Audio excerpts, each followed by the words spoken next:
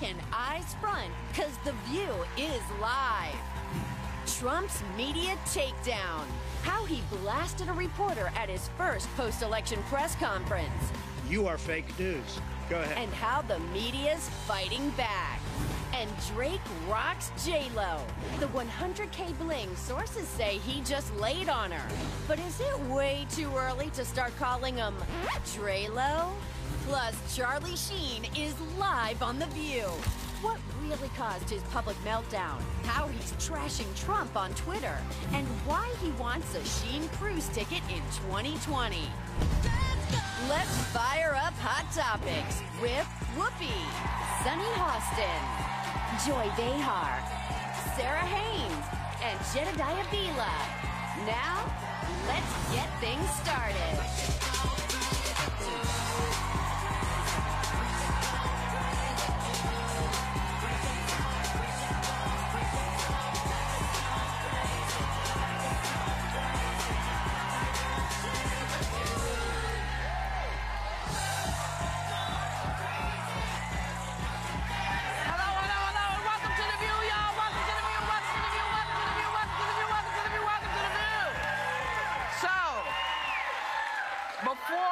Before we start, I'm wearing a jacket from a company called Opening Ceremony, who are celebrating the fact that this country is a diverse group of different nations and cultures. And with these varsity jackets, they represent all of the people who make up America. And this one is from Nepal. So if you want to know more about it, it's really interesting what they're doing. And the back Show of it the is back. fabulous. The back. So, see the eyes? And they're being sold literally around the world. Opening Ceremony has done this. And these are children of immigrants who have put this company together that's been around 17 years. And I just, I was with them last night, and I was like, I'm wearing my jacket. I'm wearing my jacket. But then I realized it's hot out here, so I'm taking my jacket off. It's like I got my eye on you in the back. I'm watching.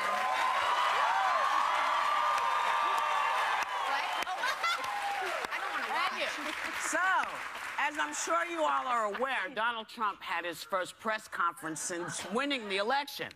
But he wasn't willing to talk to everybody. He shut down CNN, who broke the story about the report about, Russia having scandalous info on him. Take a look. No, not you. Not you. Can you give us a chance? Your organization is terrible. You are attacking our news organization. Your organization Can you give us a is chance Let's to go. ask a question, sir? Go ahead. Sir, Quiet. Mr. President-elect. Go ahead. Can you state She's asking a question. Don't be rude. Mr. President-elect, can you give us a question? Don't be You're rude. attacking us. Can you give us a question? Don't be rude. No, I'm not going to give you a question. question. I'm not going to give you a question. Can you state categorically? You are fake news. Sir. There's so much in there. There's so much in there. So, what do you think? I mean, I worked at CNN for 6 years, and I know Jim Acosta. He is an excellent reporter. He is above reproach, and the way that he was treated by our president-elect was inappropriate. And I'm angry about that. I'm angry about that. And I think we should all be concerned about that exchange that we just saw, because it's about freedom of the press. Yeah, that's right. And for our president-elect to call someone who is a journalist from a reputable news organization fake journalists and fake news is something that is terrifying. Well, and they're conflating something here. There's a difference between CNN and what they reported and what BuzzFeed reported.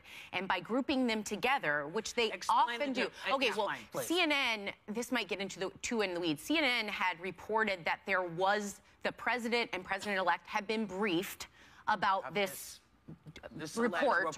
Right. Yes. Okay. About his personal behavior in Russia. Well, no, it didn't even go into that. It didn't even go into that. It just said there's a report, and it was important enough that President-elect Trump and President Obama have been briefed on this. Right. BuzzFeed saw that they had done that, and this 35-page dossier that's been, all the media had. No one had reported on it because they didn't have enough to back it up. Right. BuzzFeed, I think, saw CNN and said, we're just going to put it out there. Right. Or maybe made the decision without seeing. Well, and it might not have been. That's the chronology. CNN came out first, then BuzzFeed did that. However, they decided to do that. Now, I do think perpetuating fake news when you're a media outlet or one that has not been corroborated or checked is irresponsible. It's not fake news, it's unsubstantiated news. Or unsubstantiated. It's the difference. No. Fake news is when you deliberately put something that's false out there. Oh, sorry. No, you're right, because that's a distinction I wanted to make. So when you have uncorroborated or among journalists and media, it is not responsible to put it out there. Right. So I actually agree with that. And I do think also making the distinction, it's kind of a public service announcement. Yeah. You're right. Yeah. Fake news is when you have an intention to mislead and misinform. Right. News you disagree with, which is often what President-elect Trump and Kellyanne Conway often refer to all media as fake news, which is also diluting the power of and the kind of injustice of fake news. And our constitutional right. I had a big problem with what BuzzFeed did initially, just because they came out and said, this stuff is unverified, this stuff has not been corroborated by anyone, but here's all the information. And you know, as soon as that information hits with all of its details and specifics, it's hard to unsee that stuff. It's hard to like not... Julian Assange in a fun way. Right, exactly. Only the difference there was, that was Julian Assange, who people consider, you know, he's allied with Russia. This is our... BuzzFeed is an organization that is American. That comes from us. And that makes people think, hold on a second, your allegiance should be to the truth and our standards of ethical journalism. And Julian Assange doesn't live by those standards. No. What I did do, though, is I looked into CNN. And I read the CNN report, and there's nothing wrong with it. There's absolutely nothing wrong with that. What I also did was I compared what CNN said with respect to this and what they said about WikiLeaks. And they gave a very similar take on both, which is that they didn't get into heavy specifics. They said these are allegations. Yeah. If you read the report, there's nothing wrong here. So it's incumbent upon Trump, though, to make the distinction. Yes, you can have a problem with BuzzFeed, but don't make a generalized statement about the mainstream media and group CNN in for something that they didn't do wrong. He's never going to make that distinction. Does anybody see the irony? I mean, that may be true. All of this is true. But how about the irony of a fake billionaire with a fake tan and a fake university and a fake foundation worried about fake news? And can I just say also that this invocation of Nazi Germany that he did in one of his tweets, oh, it's like Nazi Germany, and then he stifles a reporter from asking a question. That's right out of the playbook of Joseph Goebbels, okay? Read your history. Well, that's, you know, history, you know, it's my sticking point. And when you have journalists seeing these kinds of, you know, little thumb things that are happening, they're starting to look at each other and go, you know what?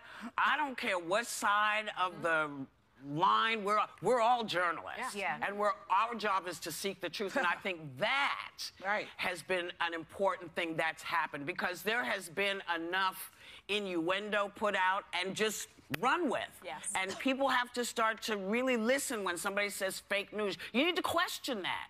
Is it fake because you don't want me to hear this? Or is it fake because, you know, it doesn't make any sense that there's a white slavery ring in the back of a pizzeria in the middle of D.C.? Right. I mean, that was the fake news. That was fake news. So that was put out against Hillary. But the idea that no one questioned it before someone almost got killed. Yeah. So it's important for us to question. Now, Trump's counselor, Kellyanne Conway.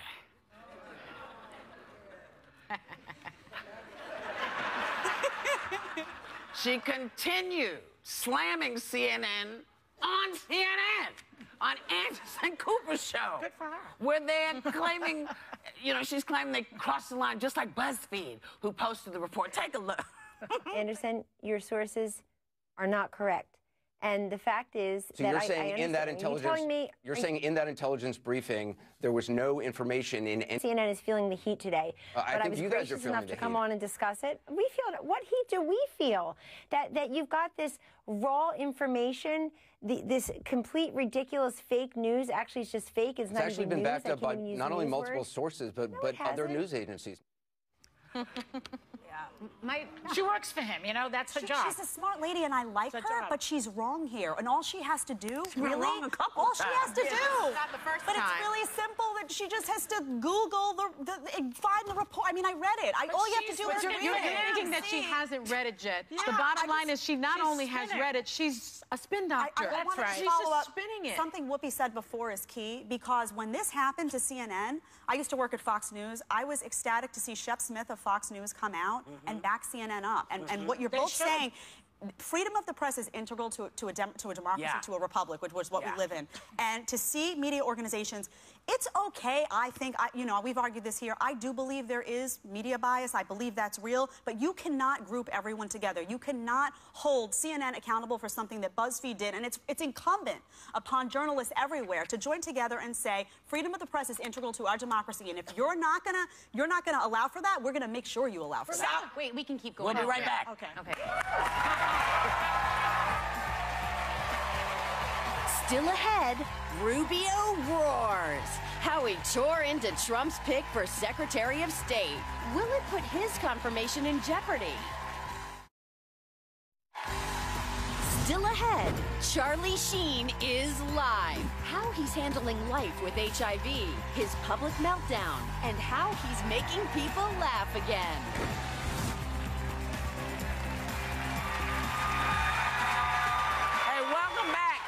Everybody was just about to make a point, and I had to shut it down, but it's back up. Okay.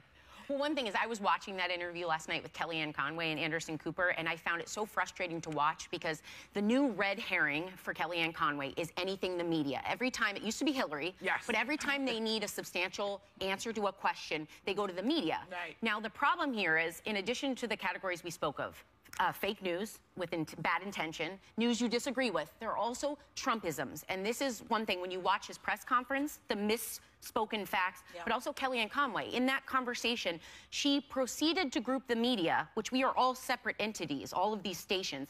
She mentioned CNN and BuzzFeed, then Late Night with Seth Meyers to prove her point against Anderson Cooper about CNN. He's on NBC. And then she goes in to quote a reporter from Politico. So if you watch back, she's trying to defend herself against CNN, and she proceeds to use 3 different news outlets to make a point that was false, because Anderson then finished the interview by pulling up the link she kept quoting throughout the whole interview, and they walked you through his screen grab.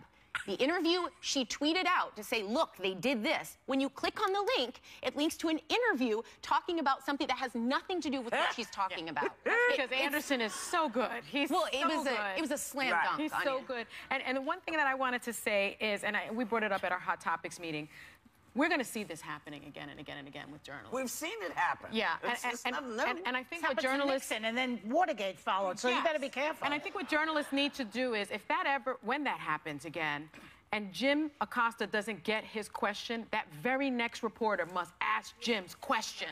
And that way, Donald Trump knows that we are united. Donald Trump then knows that we are united as journalists. And journalists, we are now, and I think we all know this, on the front lines, and we must be jealous guardians of our democracy. We must do that. You know who the next news outlet was that asked, though, and they weren't going to ask his question? He went right to Breitbart. So they're not going to probably do Jim Acosta. You know what they need to do with Trump and his lies? Every time he speaks, he needs to swear on the Bible. Every single time. Every press that's not help. Well, then they can get then they can get him for perjury. Go ahead. Later on. The problem with that, I think that's right, and I think journalists have also been known on occasion to get up and walk out together.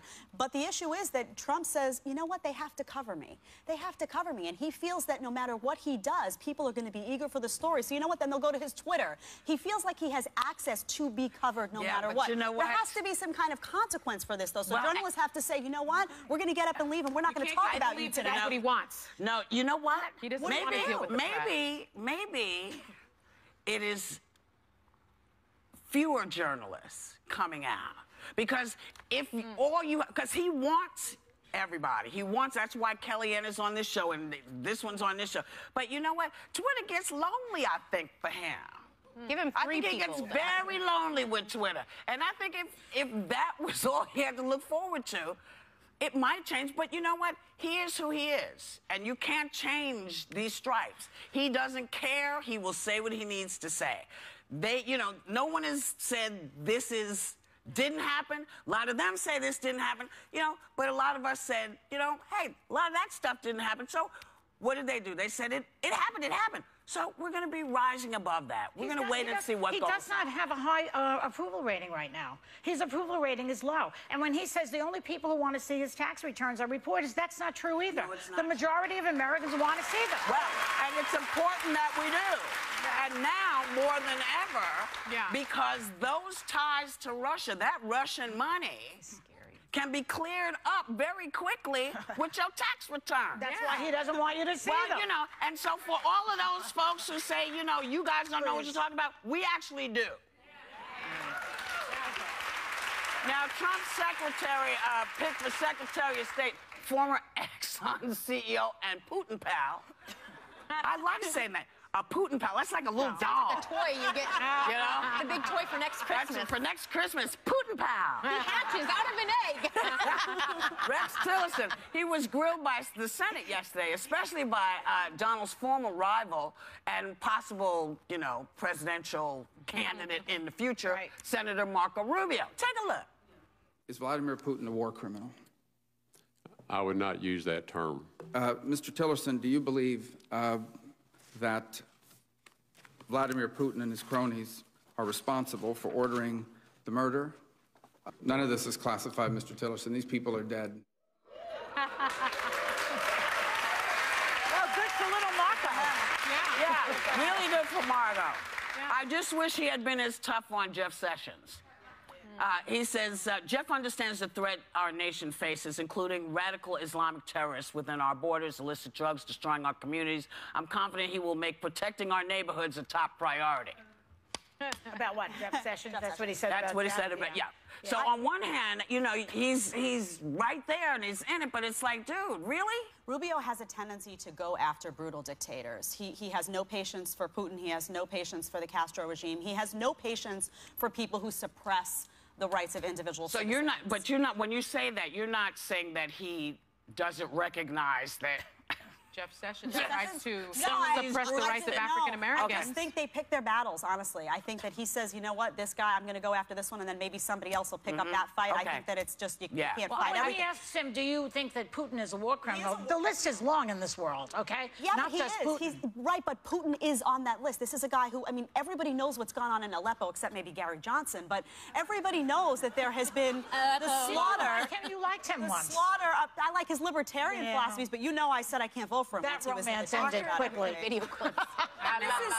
This is a guy, Putin, his military has gone in there and has killed innocent civilians repeatedly. You have over 400,000 people dead. You have political dissidents in jail in Syria. I mean, what is left to say? Yes, he is a war criminal. That's the answer. It's really simple. Yeah, but Trump never says anything bad about Putin. All he does is say bad things about Meryl Streep. But this is Tillerson. But Tillerson, you know why Tillerson can't say it? Wait. We'll be right back. So,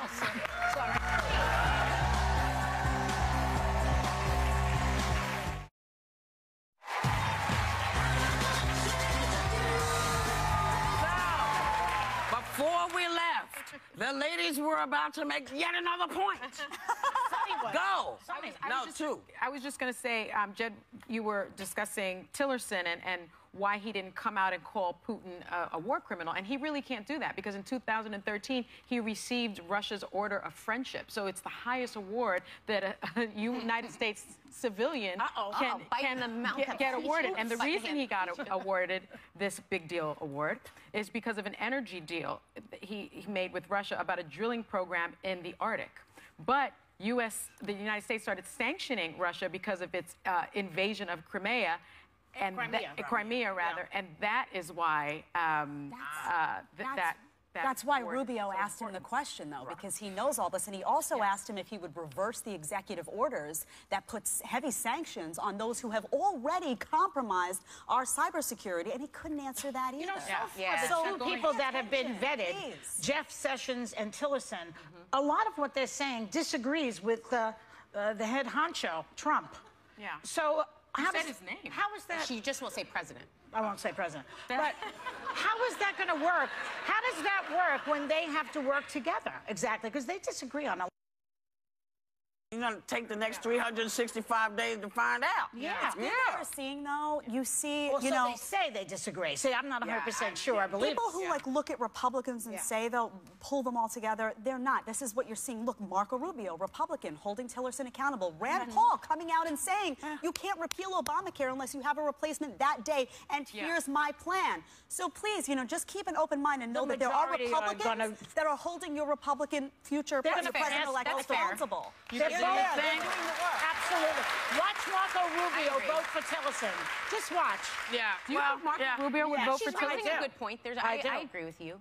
I could be You wrong. have to give credit where it's due, and I've said for a long time, just because you have a Republican future president does not mean that everyone falls in line. And what you're seeing is that they're not falling in line. Well, we'll see, because you know, for lots. Well, this isn't falling in line. Well, but this isn't, but other things are. The fact that Marco Rubio. Well, I'm sorry. You know, there's a lot of stuff for me with these people that have been chosen that are huge points, and to me, that they don't see that they didn't question Jeff Sessions and say, listen, what makes you think you're more qualified now than you were the last time? And when you listen, or you go and find out what John Lewis said, because I'm not going to tell you, it's spectacular. Yeah. It is spectacular. And we'll put it up on the website, because it's way too long for anyone to read. But it's magnificent and really didn't get covered. And John Lewis is somebody who knows what this man was like in the beginning, in the middle, and now.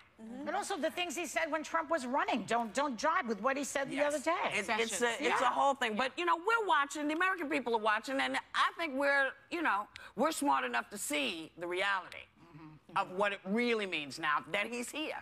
The monster has arrived. We'll be right back. I love your side-eye. You're like...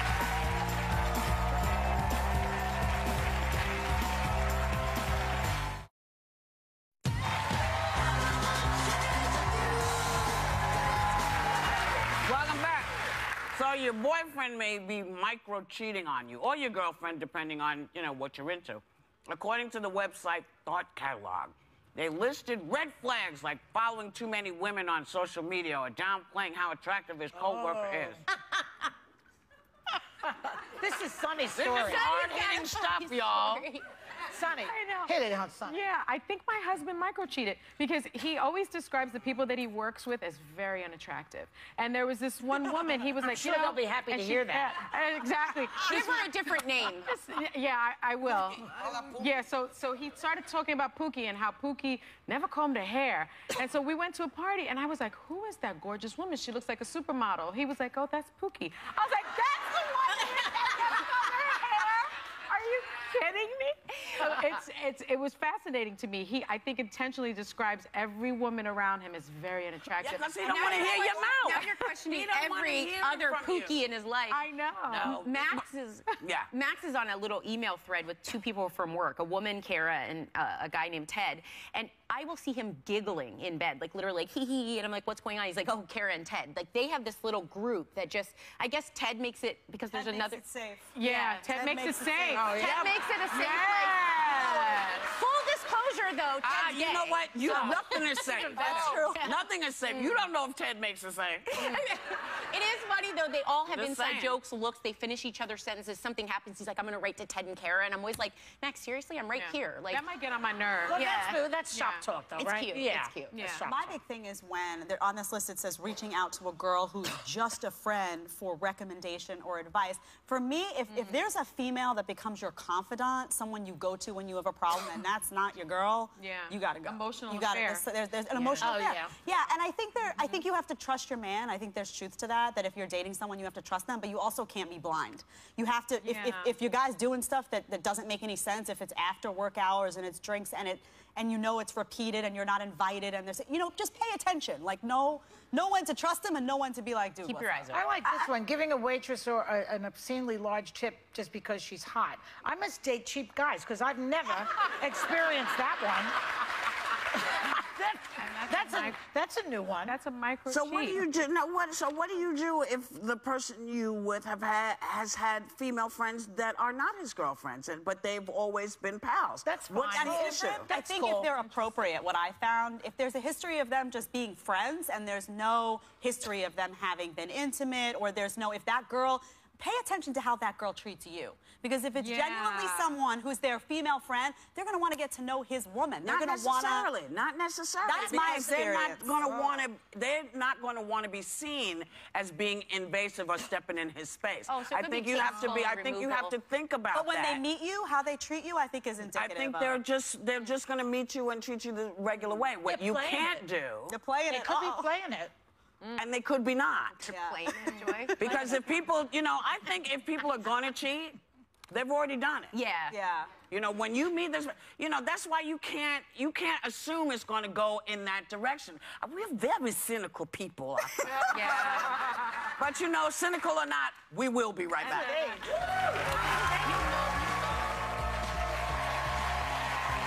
Hi everyone, Charlie Sheen here, and I'm about to join the lovely ladies of The View to discuss a few current events and perhaps even the latest antics of Donald J. Trump. Man, I just wish people in the public eye could behave themselves.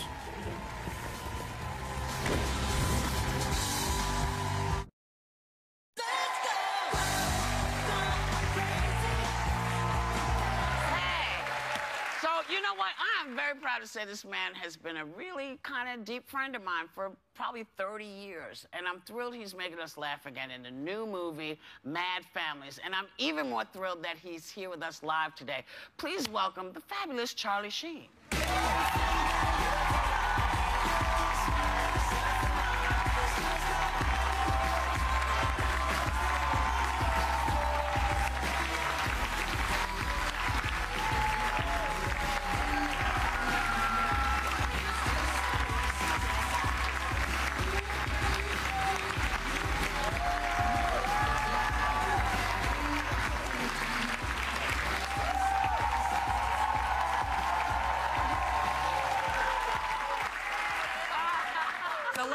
I saw you. May I just say one thing? Yes, please do. Somebody call the hottie police because clearly there's been a jailbreak in Babeville. Babeville. Hold on. Finally, the odds are in my favor. This got awkward fast. Wow. Darling, last time I saw you, we were making it. I just kissed 5 women, and there's no deposition at the end of it. It takes them a minute to come down from HR, so. Thank you. Awesome. So, we made a movie recently. That's the last time I saw you. Yes. But you were awesome. You were awesome. Thank you. We were all awesome. We had a good time. Remember when she wasn't here for that 1 week? Yeah. I was with you. She was stuck with this guy. Yeah. When was that? That was last year. Yeah. But we can't talk about it now because people's memories are really at times diffused. Challenged. But yes, yeah. So we got to talk about the thing that's like on tonight. Yes. And not the thing that's on like in a year from now. Yeah. So what's on yes, tonight? yes. It's in your notes. Yes. I'm too busy with other things. You mean you and me both? Are you talking about Mad Families? That's what we're talking about. Yes, yes. Well, Sarah, ask him your magic question. Well, this is a comedy about 3 families: a white family, a Mexican family, a black family. Right. Okay. Cool. And they all go into a bar. I'm just kidding. I'm just kidding. I'm part of the white family. Okay. And see, I didn't want to assume, but Got it. you guys are spending some time on a vacation together, and we have the humor is often kind of at your expense, by the way. But I think we have a clip to take. The hell else is new? Take a look. There's a bat on your head. Guys, come on. I am not a moron. Clearly, there's no bat on my head. How drunk are you? Irrelevant. I promise you, son, there's a bat in your hair. Man, come on, Charlie. Enough with the damn rocks. Now, you're also an executive producer on it. What drew you to this script? It was an opportunity to work with a company that sort of, you know, along the lines of a party I've not been invited to for a long time. Okay. And I thought it might just sort of quell the timidity of the times that we are currently mired in. You can't say anything. It's like, good morning. Well, we say plenty over here. We say plenty over here. And we talk about, you know who a lot. Got it, Trump. yeah. And did you know, I have 2 questions. Did you know that Crayola this morning announced they're removing orange from their traditional package? Crayolas? Oh, that's very good of them. Nailed it. But you say he's not going to last 4 more years. What's your evidence? I'm just quoting the brilliant mind of Aaron Sorkin that he said in that brilliant letter to his daughter and her mother that he will commit an impeachable crime in his first 12 months. We figure that could happen too. That happened at birth. Yeah, could happen. Sorry. Charlie, I have to ask you about your tweets, because you're famous for your tweets. You tweeted that you and Ted Cruz should be running mates on the 2020 presidential ticket. Talk to me about this. Look, it's right there. I see it. I'll bring the winning. You bring the awesome. No, when I got lambasted for the thing about Trump, it was right after Christmas, and it was just a 5-year-old like stomping his foot because he didn't get the president he wants, you know. No one understood the joke, and so, but the only guy that reached out, like respectfully and with like biting comedic panache, was Theodore Cruz, man. So I wrote back, and he wrote back, and it's all cool. Were you being sarcastic in that? No, I mean, Ted Cruz has a sense of humor. Just in my experience, he's really been nice to me, and I you know, politics aside, he seems like a nice man. I don't know. Yeah, he is. Charlie. So, I don't want to. This is turning it a little into a serious thing, but you were diagnosed with HIV. It's been about a year since you've come out. Yeah. How are you feeling? I feel really good. I feel really good. Thank you.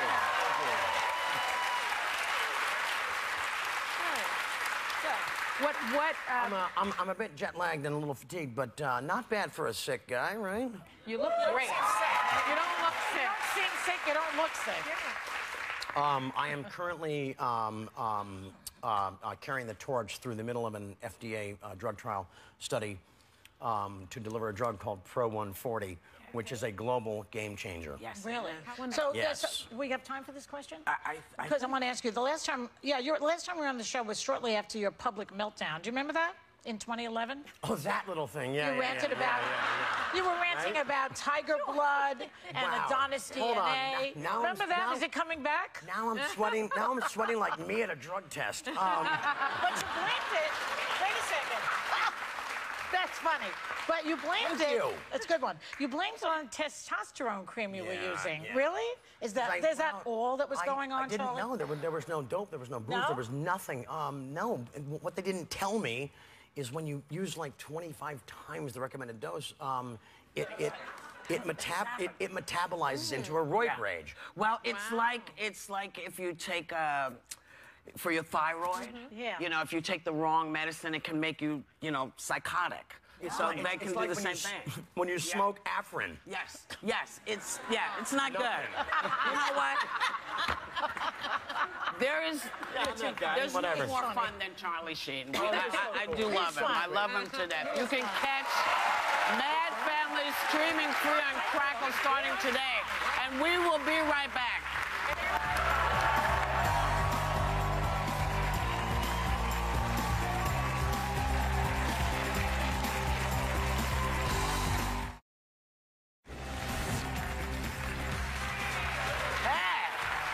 Well, I guess this is the end of the show. This was fun. We laughed a lot, had some laughs, and now it's like the last thought of the day. So we want to send you out. Thank you for coming.